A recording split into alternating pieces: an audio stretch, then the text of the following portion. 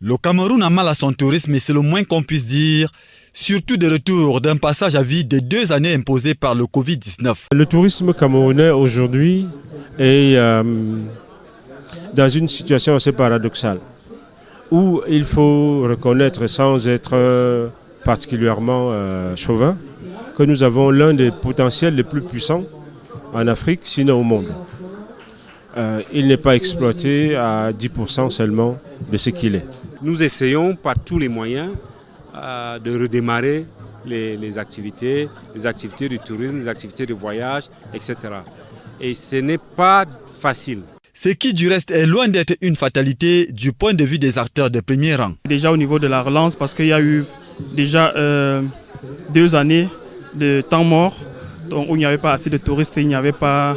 Donc les promoteurs comme nous, on n'avait pas une visibilité au niveau de l'international. Dans la même veine, voici l'image peu reluisante d'une cérémonie relative à la célébration de la Journée mondiale du tourisme au Cameroun. Ce ruban raccommodé en attente de coupure pour l'ouverture officielle du 4e Salon international du tourisme durable à l'hôtel de ville de Yaoundé est symptomatique d'un essoufflement mal dissimulé de ces secteurs d'activité dans notre pays. Quelques exposants et très peu d'affluence. Même le discours du décideur rassure peu quant aux stratégies de relance. Une tour se sert justement de ses partenaires comme le Mercator et d'autres organisations pour travailler ensemble avec l'Organisation mondiale du tourisme. Mais au-delà du visage pâle, il faut noter que le potentiel touristique camerounais est considérable. Parcs naturels, plages, monts, variétés phoniques, fleurs diversifiées, gastronomie variée et délicieuse et autres.